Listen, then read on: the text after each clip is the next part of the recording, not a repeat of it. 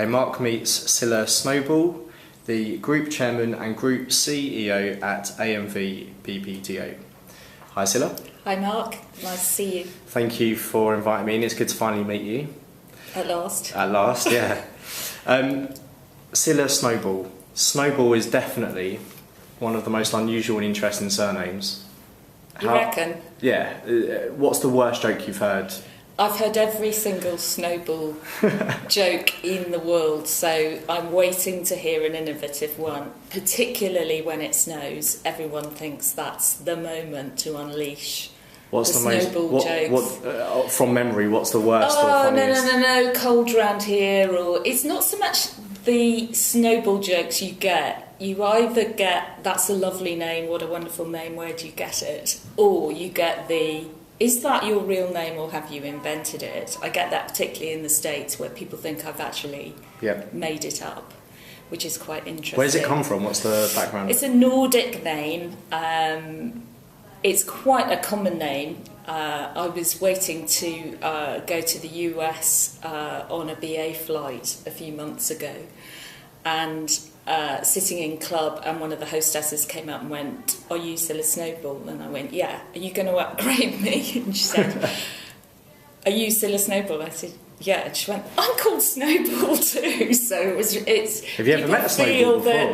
Yeah. You meet them. People introduce themselves. I had a client called Snowball as well. So he was always making a big gesture of saying I'm not married to her. He thought that was the worst possible thing that people could ascribe to us having the same surname. But no, it actually helps because it's such a weird name, everyone remembers it. So I guess it's an asset, even though the first time people hear it, they can't quite believe it's true.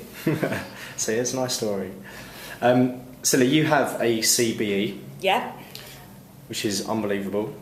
Thank you. Tell us the story about how that came about. Well, it came about completely out of the blue. I was out at a meeting one day, came back, my PA was jumping around saying, "Oh my God, you've got to open this letter. Look at this letter." And it was a letter. It was the letter you get when you're asked if you would like to accept being recommended for an honour. And it came completely out of the blue, no warning, no explanation. It was absolutely wonderful. You then have to keep it completely secret until it's formally announced, until it's been formally approved. And how long's that process? How long's that period? I think it was a couple of months that I kept it to myself. I mean, I literally didn't tell anybody. My secretary knew because she had opened the letter, but nobody else knew. And none of your immediate family? No. And to this day, it's a complete surprise how it happened, who nominated me, I now know how the process works, but it's a terrific honour for the agency, for the team, and lovely for my family too. Yeah. And we had a great day at Buckingham Palace on the day, so no, it's a wonderful honour and something I'm very proud of. Basically, there really are very few people in the ad industry who have that kind of recognition. There's a few. We've got a couple of nights, haven't we? So I'm sure there'll be lots more. There's lots of contenders and deserving people. Yeah, I agree.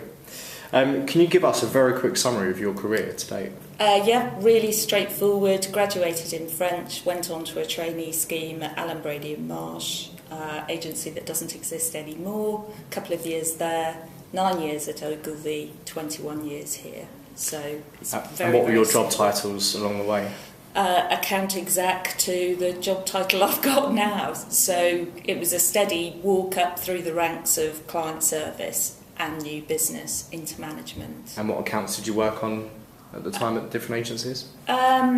Essentially, I started on the British Rail account, learnt about retail, detail, volume, attention to detail, multi-stakeholder work when you're working on a piece of railway business. And then at Ogilvy, I did a lot of Unilever work, and coming here, I've worked on most of our big accounts over the years. So, what was your job title when you? BT. I joined here as new business director in 1992, And until then, the agency hadn't had a new business director. So I was the first new business director at a point when I think we were ranked 11th then in the top 100.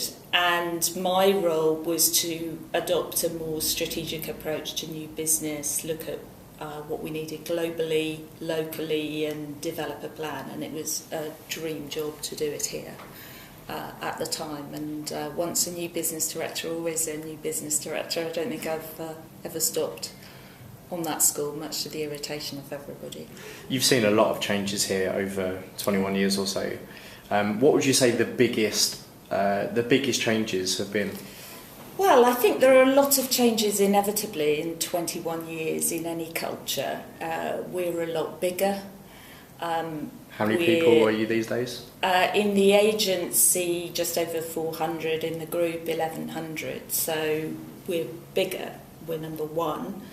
But the fundamental things haven't changed. You know, we now offer a range of services across all channels, including digital. Then we were very much a traditional media agency. But, I mean, everything has changed. Computers, mobile. You know, in 1991, all of that was just starting to burgeon. And so everything's changed. But the culture of doing great work, developing a strong agency culture, hiring brilliant people and making this place a great place to work hasn't changed at all. So in many ways it still feels the same organisation with the same principles and values. And our values have always been a strategic point of difference. Our creativity, the way we manage the business, the way we service our clients, none of that's changed. You are one of the very few, senior female leaders in advertising. What are your thoughts? How do you feel about women in advertising? I know you've been highly recognised over the years, and there are really a select few of you, but... Well, the data says that 21% of agencies are led by women, and that's a low number, and it needs to be a bigger number, in common with most industries and the FTSE. So the pace of change, actually, that number was 13% a year ago. So 13 to 21 is quite a significant leap, but 21 isn't good enough. So we need more women in senior positions. We need a really strong pipeline of women being developed, being encouraged, seeing that it's possible. And we need to accelerate the pace of change because it's too slow in this industry as it is in industry overall. You're obviously a big advocate of kind of pushing through more women in advertising. At which point in your career did you realise, okay, I can really hold my own here, and if not, do better than kind of some male counterparts? Well, everything depends on the culture you work in.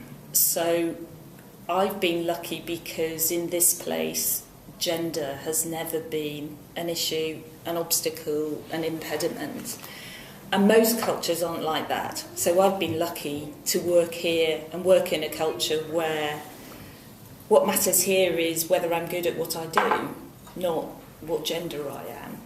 So that's not the same in every agency and in every company.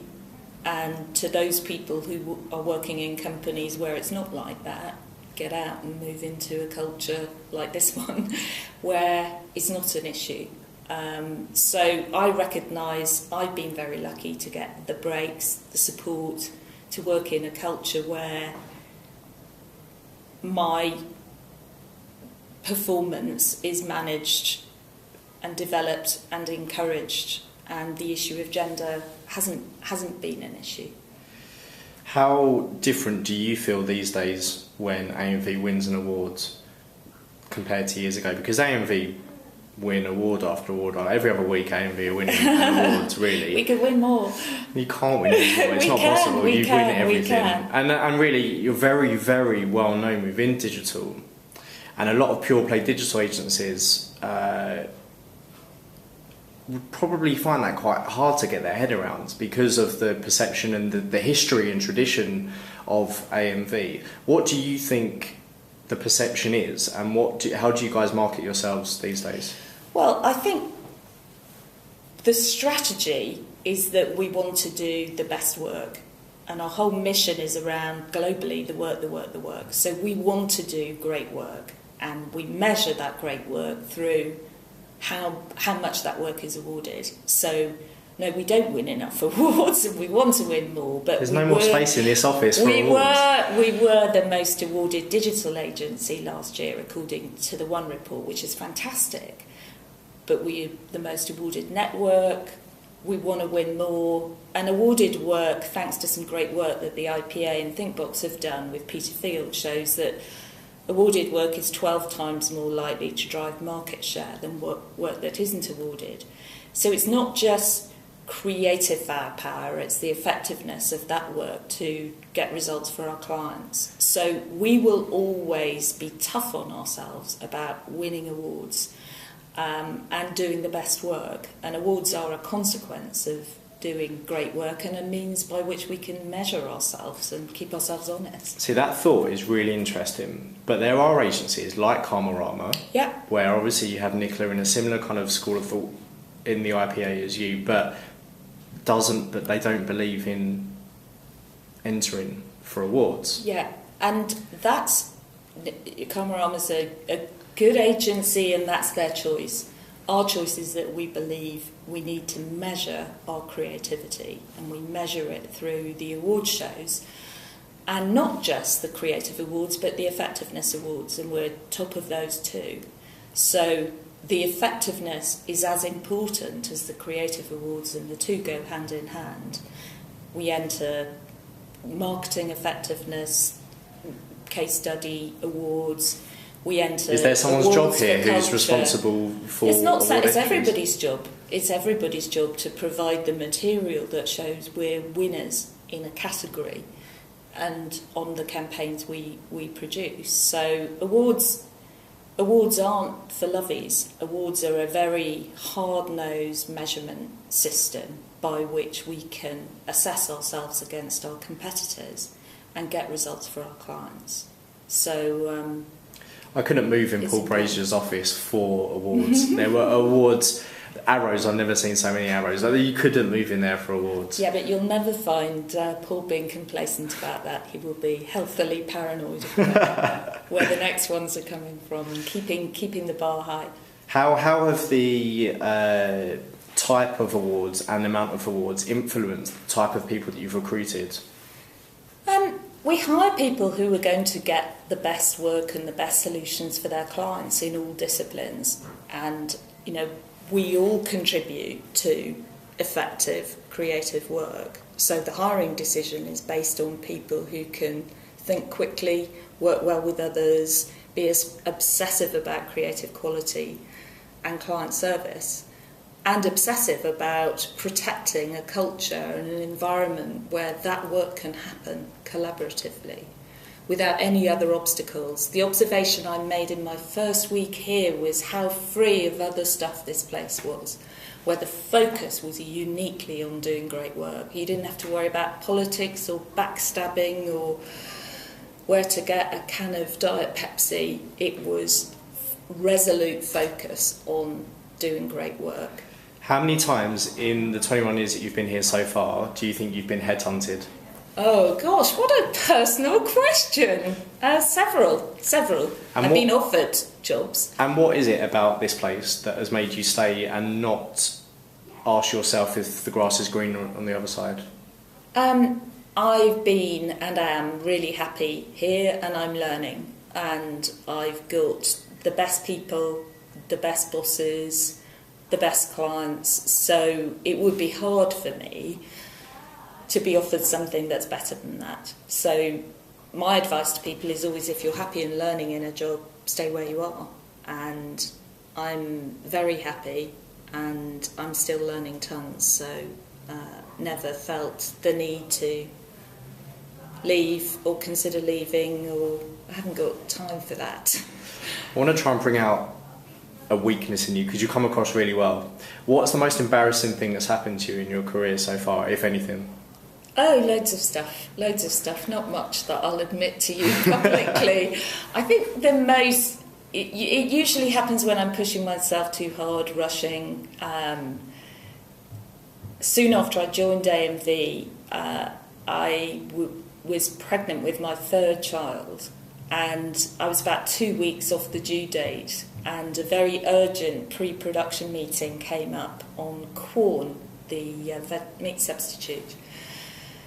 And my boss at the time, Michael Bulk, and I were due to attend this meeting, but because I'd started my maternity leave, I couldn't go. But typical me, I thought, well, maybe I can just go to that meeting, and it was at Heathrow Airport. And on the way to Heathrow, I did think, oh, God, I feel a bit peculiar. And sure enough, in the meeting, which was very long and quite intense, I did have to say to Michael, I think I might be starting labour. And he was pretty brutal about it, actually. He was like, well, we'll get through this meeting. But I do remember the cab ride back being much more uncomfortable. And then later that evening, I did indeed give birth to my beautiful daughter. But that was pretty embarrassing in that it was a close shave. Yeah. But it was typical of me to think, actually, I can just do this one more thing, when the best thing I could have done would have just been to get in a bath or do what you do when you have a baby, when you're starting labour. I've had a lot of embarrassing stories, but that is very The different. client was very sweet about it and sent a huge bunch of flowers the next day. Too right. And I never stopped teasing Michael about his ability to just push on and not go, what can we do? Let's send you home. He was like, we will get this corn pre-production meeting done if it kills so next time you're in a client meeting, he needs to use the toilet. You can tell him to wait a bit longer until the meeting's Sadly, finished. he's not here anymore, not my boss anymore, but he'll never live that one down. What's your favourite ad campaign of all time? Of all time? Guinness, I think. I think the Swimblatt ad was a fantastic ad. I'll always pick something that comes from here, but that was a real turnaround moment for Guinness, a lovely piece of communication. I love the Sainsbury's work, still do love the Sainsbury's work. The Foodie double page spread campaign from the 80s was fantastic. Who's the nicest celebrity you've met? Nicest celebrity? Oh, they're all great. They're all great. We pick them carefully. Beckham's in the new Sainsbury's ad. Yeah, and it's I think 17 years now of the Gary Lineker campaign, and he's great to work with and been brilliant to work with. So I'm not going to single one out ahead of all the others. For you, when you were moving up the ranks in your career and you were at Ogilvy, I guess midway, which agencies did you used to look up to and think, wow, they're the ones that are really... And you that might be Ogilvy and that might be AMV, I don't know. Yeah, I mean, I wanted to work at AMV when I was applying for jobs at university, and I applied to the graduate trainee scheme and didn't get in here, which I've never let Peter Mead live down either. So I wanted to work here, and in as much as you know, when you're in your final year at university, all you can do is look at the product, and I was looking at some lovely Sainsbury's work and thought that looks a good place, and what I'd managed to read about it, I thought it was great, but didn't get here. So I always had this hankering to work in AMV, even when I was at Ogilvy and at ABM. So when the moment finally came... Do you not think that's absolutely mental that you are now at I the think top it's of great. the chain here? I think it's great. And now when people don't get in, I say, don't worry, I didn't either. Don't worry, you'll have my job in. You'll have my job in 25 years. Right, I mean, these things go round, don't they? I mean, who knows what would have happened if I'd started here. Maybe I'd have not been ready to develop in the way I have by working somewhere else. So all these things happen for a reason, but I think, we get 1,000 graduate applications for about 10 places a year, so it's hugely competitive. And, you've got your career to work in the place you want to work in, so you take your opportunities where they present themselves, and I got here eventually. What does Cilla Snowball do in her spare time? Cilla Snowball has 3 children, and a dog, and likes being with them and travelling and relaxing and Family stuff. family stuff. Yeah, I'm a mum. Okay, let's move on to a quick fire round. Yeah, A can line or D&AD pencil? both. Olympic gold medal or an Oscar? Olympic gold medal. The brightest person you've worked with? Craig and Bridget are joint chief strategy officers. Bright, nice, clear. The most creative person you've worked with? Tons in our network. So Braze, Nick and Braze, Lou Boz in the US, Marcelo in Brazil, Danny in Asia. We're blessed with a super lineup of creative people around the network.